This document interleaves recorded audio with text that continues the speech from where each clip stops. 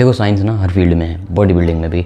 And body building में science क्या बताती है कि तुम्हारी मसल ग्रोथ कैसे ऑप्टिमल होती है, एंड वो चीज़ मेज़रमेंट्स के साथ होती हैं, रिसर्च के साथ। ऐसे नहीं कि तुम अगर इसे ऊपर उठाओगे तो ज़्यादा ग्रोथ होगी, नीचे उठाओगे तो कम ग्रोथ होगी। वो एक रफ़ एस्टिमेट दे के नहीं बोलते, या फिर एक्सपीरियंस से ही नहीं बोलते। वो लोग ग्रुप ऑफ पीपल को चुनते हैं एंड दूसरे ग्रुप ऑफ पीपल को चुनते हैं, एंड एक को दूसरे तरीके से, दूसरे को दूसरे तरीके से, एंड जैसा रिज़ल्ट आता है उस हिसाब से जज करके बताते हैं कि कौन सी टेक्निक, कौन सा तरीका हमारे लिए बेटर है। एंड उन्हीं में से एक यूट्यूबर हैं जो ये तरीका फॉलो करते हैं बताने का, समझाने का एंड बॉडी बिल्डिंग का। वो हैं जेफ निप्पार्ड। एंड तुम अगर उन लोगों में से एक हो ना, मेरी तरह, जो लाइक ये बिलीव नहीं कर लेते आसानी से कि तुम ऐसे उठा लोगे ये बाइसेप बन जाएगा। लेकिन बाइसेप क्यों बन रहा है इस मूवमेंट को करने से, मतलब हर चीज़ में सवाल करते हो, क्यूरियस हो एंड ओवर थिंकर हो, तो जेफ निप्पार्ड तुम्हें काफ़ी ज़्यादा हेल्पफुल एंड इन्फॉर्मेशनल कंटेंट देंगे। इस वीडियो में मैं तुम्हें 5 ऐसी चीज़ें बताने वाला हूँ जो जेफ निप्पार्ड की मेन ट्रेनिंग की रूल्स हैं। एंड सबसे पहली जो चीज़ है वो है एविडेंस पहले, ईगो बाद में। एविडेंस में वो क्या करते हैं, वो जो भी ट्रेनिंग करेंगे ना, इवन लोग उनकी कमेंट्स में ये लिखते हैं कि वो भाई टॉयलेट भी बिना रिसर्च के नहीं जाता, क्योंकि वो सबसे पहले किसी चीज़ के लिए स्टडी देखेंगे कि टेस्टोस्टेरोन इस स्टडी में बढ़ा है, ये एक्टिविटी करने से बढ़ा है या ये एक्टिविटी करने से बढ़ा है, तब जाके वो तुम्हें इन्फॉर्मेशन देंगे। वो जो मन में आता है वो नहीं बोलते। एक वो पर्सनल एक्सपीरियंस यूज़ करते हैं, साथ के साथ वो स्टडी का यूज़ करते हैं, एविडेंस का यूज़ करते हैं, ताकि उन पर कोई क्वेश्चन ना उठाए, और साथ के साथ वो खुद भी सेल्फ कॉन्फिडेंट होकर बोल सकें कि ये वे बेटर है ये वाले वे से, समझे। एंड अगर तुम्हें भी इतनी रिसर्च नहीं करनी तो तुम सिंपली उनकी वीडियोस देख सकते हो। इंग्लिश भी नहीं समझते तो फिर ऑटो डब सिस्टम है जिसमें तुम हिंदी में उनकी वीडियोस समझ सकते हो। एंड नेक्स्ट थिंग जो वो प्रायोरिटाइज़ करते हैं वो है technique over ego lifting. Technique में क्या है, लाइक हमारी मसल कौन से मूवमेंट को किस टेक्निक में करते वक्त बेस्ट तरीके से ग्रो होगी। जैसे कि अगर मैं बाइसेप कर्ल ऐसे उछाल के लगाऊं वर्सेस दूसरी तरीके में मैं स्टैंड स्टिल खड़े होकर तब लगाऊं, तब कौन से वे में ज़्यादा अच्छे से ग्रो करेगा। वो हमेशा सपोर्ट करते हैं कि स्टिल जब खड़े रहेंगे जिसमें हमारी मसल को बेटर रेंज ऑफ मोशन मिलेगा, उसमें अच्छे से ग्रो होगा।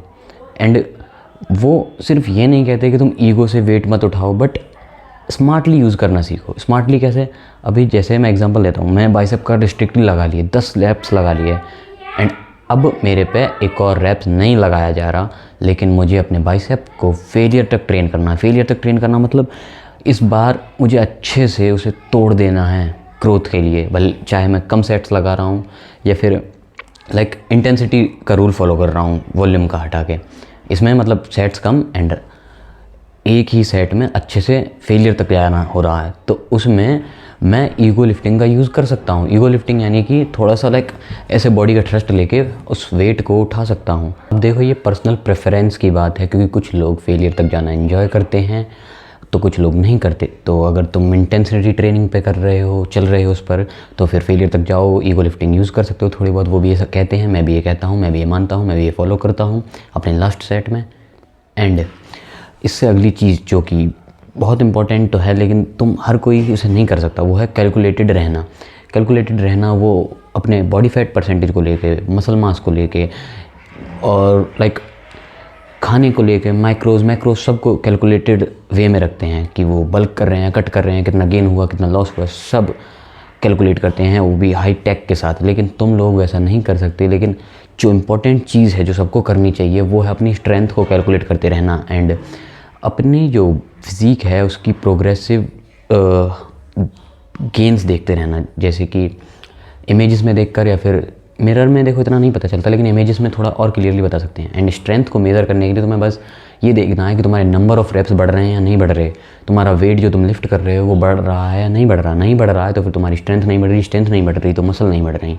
दोनों सेम चीज़ नहीं है, लेकिन ये इतना लिंक ज़रूर है। अगर तुम अपनी स्ट्रेंथ नहीं बढ़ा पा रहे, ना नंबर ऑफ़ रेप्स बढ़ रहे हैं, ना ही मतलब तुम्हारा वेट बढ़ रहा है, तो फिर सिंपली मसल वहीं के वहीं हैं।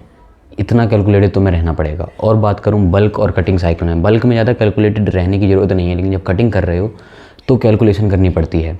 वहाँ पे तुम अपनी मैक्रोज को कैलकुलेट करके रखोगे और कैलोरीज को कैलकुलेट करके रखोगे तो इतना इनफ है। और अगर तुम बॉडी बिल्डिंग के लिए पार्टिसिपेट कर रहे हो तो वहाँ तुम्हें और ज़्यादा कैलकुलेटेड रहना होगा। तो being calculated is also a trait of him. And जो फोर्थ थिंग है जो तुम जो लाइक अब बहुत पॉपुलर है इंडिया में, लेकिन फिर भी मैं इसे कवर करना चाहूँगा, वो है range of motion. Range of motion यानी कि तुम जिस एक्सरसाइज को, जिस मूवमेंट को परफॉर्म कर रहे हो उसमें तुम कितना रेंज ऑफ मोशन परफॉर्म कर रहे हो। कुछ लोग होते हैं जो आधी आधी एक्सरसाइज लगाते हैं, जैसे पुशअप में देखा होगा कुछ लोग ऐसे पुशअप लगाते हैं, वहीं कुछ लोग ऐसे लगाते हैं फुल ऊपर तक जाएंगे, फुल नीचे तक आएंगे। वो होता है रेंज ऑफ मोशन। एक half range of motion and एक फुल रेंज ऑफ मोशन। तो वो simply full range of motion को ज़्यादा सपोर्ट करते हैं। लेकिन जब एंड में फेलियर तक जाना हो एंड अच्छे से ट्रेन करना हो और तुम फुल रेंज ऑफ मोशन नहीं मार पा रहे, तब तुम हाफ रेंज ऑफ मोशन यानी कि लेंथन्ड पार्शियल का यूज़ कर सकते हो। जैसे कि मैं बाइसेप्स मार रहा हूँ, बाइसेप्स में मैंने पूरे नीचे से लेकर ऊपर तक कर्ल्स लगाए हैं, लेकिन अब मैं ऊपर तक नहीं ला पा रहा, लेकिन मुझे फेलियर तक ट्रेन करना है, तो मैं हाफ रेप्स लगाऊंगा। ये हो गया half range of motion. Range of motion को भी यूज़ करने की टेक्निक है।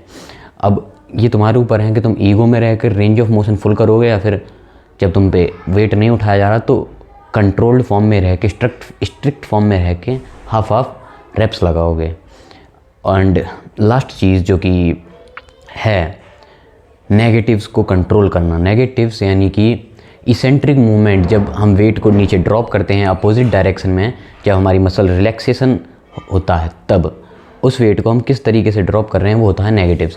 कुछ लोग जल्दी से झटके से वेट को उठा के ऐसे छोड़ देते हैं बिल्कुल ढीला, जैसे वो ग्रेविटी के अंडर गिर गया है। वो इनर्शिया वाली बात होती है ना, कि अगर तुम किसी ऑब्जेक्ट को मूव नहीं कर रहे यूनिफॉर्मली, उस पर अपनी फोर्स नहीं लगाओगे, तो वो ग्रेविटी के अंदर आके खुद नीचे चले जाएगा, जिसमें तुम्हारी मसल्स का रोल नहीं होगा। लेकिन रिसर्चेस में उनके अकॉर्डिंग एंड उनकी रिसर्चेस में भी, कई सारियों में भी, कि जो इसेंट्रिक मूवमेंट होती है वो कंसेंट्रिक मूवमेंट से ज़्यादा इंपॉर्टेंट है। जैसे कि ये जो बाइसेप को ऊपर उठाया एंड इसको नीचे छोड़ा, ये वाली नीचे छोड़ने वाली मूवमेंट ज़्यादा इंपॉर्टेंट है। इसको तुम्हें कंट्रोल करके परफॉर्म करना है, ज़्यादा धीरे धीरे नहीं छोड़ना, बहुत धीरे धीरे, बस तुम्हें ऐसा करना है कि तुम्हें कंट्रोल में छोड़ना है। जैसे कि 1 या 2 सेकंड बस बहुत हैं, इससे तुम्हारी मसल अच्छे से वर्क कर जाएगी। एंड आई होप कि तुम्हें वीडियो हेल्पफुल लगा हो तो फिर चैनल के साथ जुड़ जाना।